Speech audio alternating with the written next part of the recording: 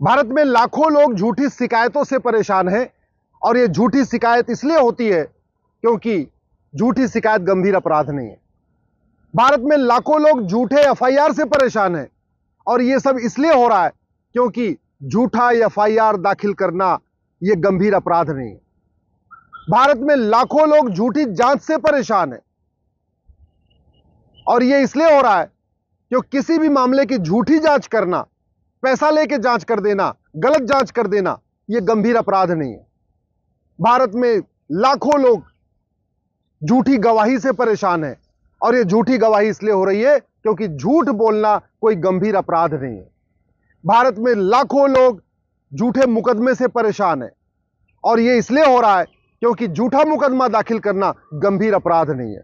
भारत में लाखों लोग झूठी वसीयत से परेशान हैं, झूठी विरासत के से परेशान हैं और यह झूठी वसीयत इसलिए बन रही है, झूठी विरासत इसलिए बन रही है क्योंकि झूठ बोलना, झूठी वसीयत बनाना यह गंभीर अपराध नहीं है।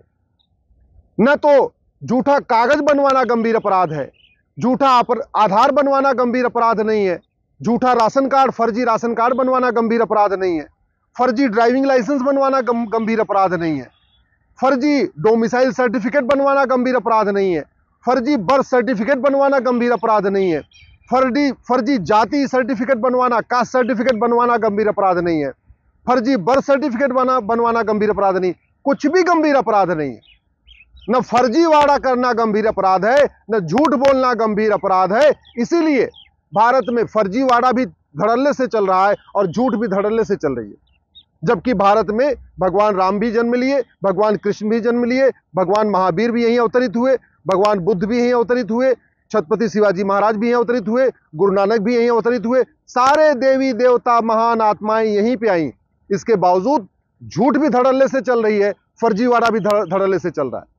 जापान में, सिंगापुर में, अमेरिका में न इतना झूठ है न इतना फर्जीवाड़ा है क्योंकि वहां झूठ बोलना पाप हो चाहे ना हो, लेकिन झूठ बोलना गंभीर अपराध है। भारत में फर्जीवाड़ा और झूठ का कारोबार इसलिए चल रहा है क्योंकि यहां झूठ बोलना पाप तो है लेकिन झूठ बोलना गंभीर अपराध नहीं। और इस झूठ और फर्जीवाड़े का दुष्परिणाम क्या है?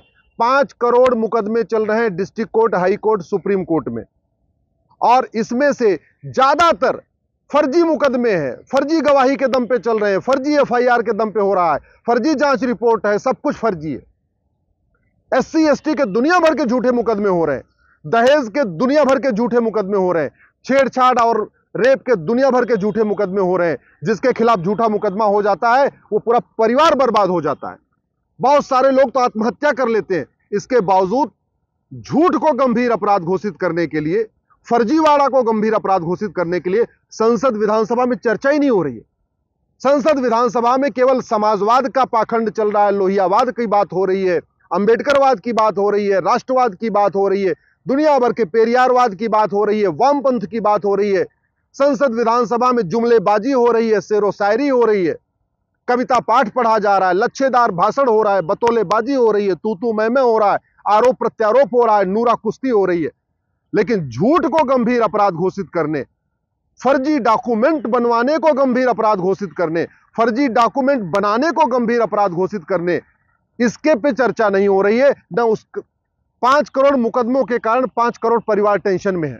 अगर एक परिवार में 6 आदमी मानिए आप, माता पिता, पति पत्नी और 2 बच्चे, तो 5 करोड़ मुकदमों के कारण 30 करोड़ भारतीय टेंशन में है। लेकिन इस पे कोई नहीं चर्चा कर रहा है, कोई भी इस पे चर्चा नहीं कर रहा है, बस लच्छेदार बातें हो रही है। कितने सारे नेता संसद में झूठ बोल देते हैं। लेटेस्ट देख लीजिए, राहुल गांधी ने अग्निवीर के बारे में झूठ बोला, कोई कार्रवाई होगी क्या? नहीं होगी। हिंदू हिंसक होते हैं, राहुल गांधी ने बोल दिया, कोई प्रमाण नहीं, कोई एविडेंस नहीं, कोई कार्रवाई होगी क्या? नहीं होगी। क्यों? कानून घटिया है, न्यायिक व्यवस्था सड़ी हुई है। एक कश्मीर का अलगाववादी, एक पंजाब का अलगाववादी, खालिस्तानी आज सांसद की शपथ लेने जा रहे हैं। क्यों? क्योंकि 1991 के 1951 का कानून महाघटिया है, सड़ा हुआ है। 5 करोड़ मुकदमे district court, high court, supreme court में ये फर्जीवाड़ा के कारण चल रहे हैं और 5 करोड़ केस जमीन वाला, रेवेन्यू वाला चल रहा है, एसडीएम के यहां, तहसीलदार के यहां, एडीएम के यहां, कलेक्टर के यहां, कमिश्नर के यहां चल रहा है। उससे भी 5 करोड़ परिवार टेंशन में है, यानी 30 करोड़ लोग उससे भी टेंशन में है।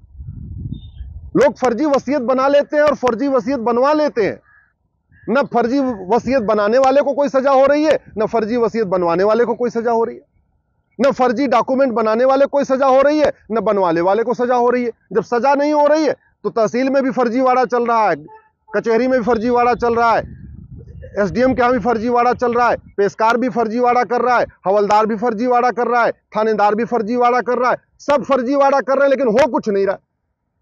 और क्यों नहीं हो रहा है? क्योंकि झूठ बोलना गंभीर अपराध नहीं है, झूठा डॉक्यूमेंट बनाना गंभीर अपराध नहीं है, झूठा डॉक्यूमेंट बनवाना गंभीर अपराध नहीं है। कुछ भी आप कर लो, कोई फर्क ही नहीं पड़ता।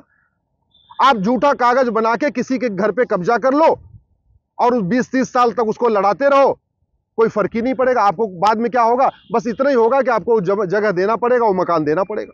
लोग फर्जी रेंट एग्रीमेंट बनवा के जगह पे जमीनों पे कब्जा कर ले रहे, लोग फर्जी विल डीड बनवा के जमीनों पे कब्जा कर रहे, लोग फर्जी गिफ्ट डीड बनवा के जमीनों पे कब्जा कर ले रहे। हो क्या रहा? कुछ नहीं। जो वास्तव में जो उसका मालिक है वो 20 साल 30 साल 40 साल कोर्ट का चक्कर लगाता है और उसके बाद उसको अपना घर मिल जाता है, अपना मकान मिल जाता, अपनी जमीन मिल जाती। पंजाब के पंचकुला में एक कर्नल कबोत्रा है, 20 साल से अपने ही घर के लिए चक्कर लगा रहे हैं, थाने का चक्कर लगा रहे, तहसील का चक्कर लगा रहे, कोर्ट का चक्कर लगा रहे। जौनपुर में एक वसीयत का मामला 40 साल से अटका पड़ा हुआ है। अभी 40 साल में यह नहीं डिसाइड हुआ है कि जो 2 वसीयत में से कौन सी वसीयत असली है और कौन सी वसीयत नकली है। 40 साल बीत चुके और मुकदमा अभी भी चकबंदी अधिकारी के यहां। अभी इसके बाद चकबंदी अधिकारी के बाद एसओसी के बाद डीडीसी के बाद कमिश्नर के बाद हाई कोर्ट के बाद सुप्रीम कोर्ट। इतनी सड़ी हुई व्यवस्था है इस पर, लेकिन संसद विधानसभा में चर्चा नहीं हो रही है। 1861 का पुलिस एक्ट चल रहा है, उस पुलिस के कारण पूरे देश की पुलिस अलग अलग हिसाब से काम कर रही है।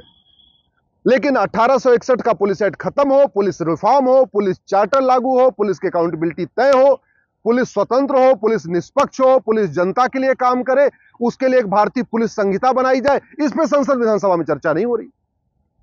न्यायिक व्यवस्था, 3 कानून तो बदल गए, लेकिन ये तीनों कानून को लागू कौन करेगा? पुलिस, वो 1861 वाले कानून से चल रही है। इन तीनों कानून का इंटरप्रिटेशन कौन करेगा? इसको देखेगा कौन? प्रशासनिक अधिकारी, एसडीएम देखेंगे, एडीएम देखेंगे, कलेक्टर देखेंगे, कप्तान देखेंगे, वो आज भी गुलामी वाले कानून से चल रहे हैं। इस पूरी कानूनों को आगे फैसला कौन करेगा? जज। न्यायपालिका आज भी गुलामी वाली व्यवस्था से चल रही है।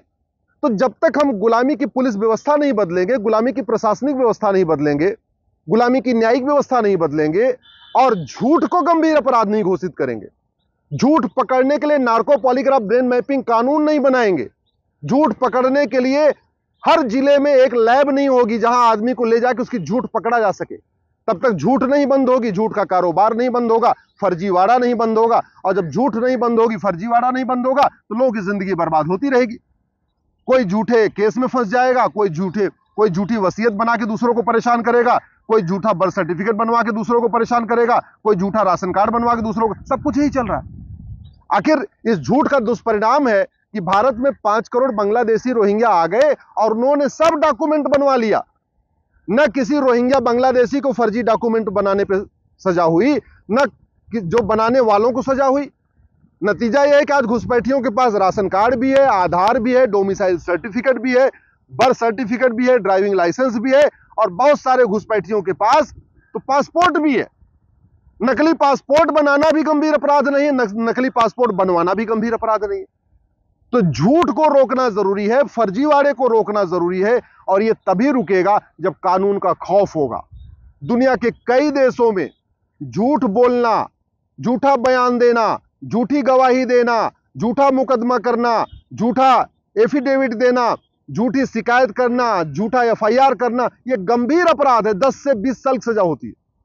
दुनिया के कई देशों में फर्जी डॉक्यूमेंट बनवाना, फर्जी बर्थ सर्टिफिकेट बनवाना, फर्जी डोमिसाइल सर्टिफिकेट बनवाना, फर्जी कास्ट सर्टिफिकेट बनाना या और फर्जी डॉक्यूमेंट, फर्जी विल डीड तैयार करना, फर्जी वसीयत बनवाना गंभीर अपराध है। यह भारत में हो जाए तो लोगों की आधी समस्या ठीक हो सकती है। भारत की 80% समस्याओं का मूल कारण घटिया कानून है और कानून बदलने की कोई लागत नहीं होती, कानून बनाने की कोई लागत नहीं होती। इसके बावजूद भारत में सब कुछ बन रहा है, हाईवे बन रहा है, एयरपोर्ट बन रहा है, शॉपिंग मॉल बन रहा है, ट्रेन बन रही है, सब कुछ बन रहा है। लेकिन घटिया कानूनों को बदलने पे बहुत धीरे से काम हो रहा है, बहुत स्लो काम हो रहा है। और न घटिया कानूनों को बदलने की कोई डिमांड होती है, न समाजवादी इसकी बात करते हैं, न इसकी अंबेडकरवादी इसकी बात करते हैं, न गांधीवादी इसकी बात करते हैं, न लोहियावादी बात करते हैं, और न इसकी राष्ट्रवादी बात करते हैं। अंत में आपको भुगतना पड़ेगा। आप चाहते हैं कानून बदले तो आवाज उठाइए, 5000 फेसबुक फ्रेंड बनाइए और फेसबुक पे समस्या, उसका मूल कारण, उसका स्थायी समाधान लिखिए।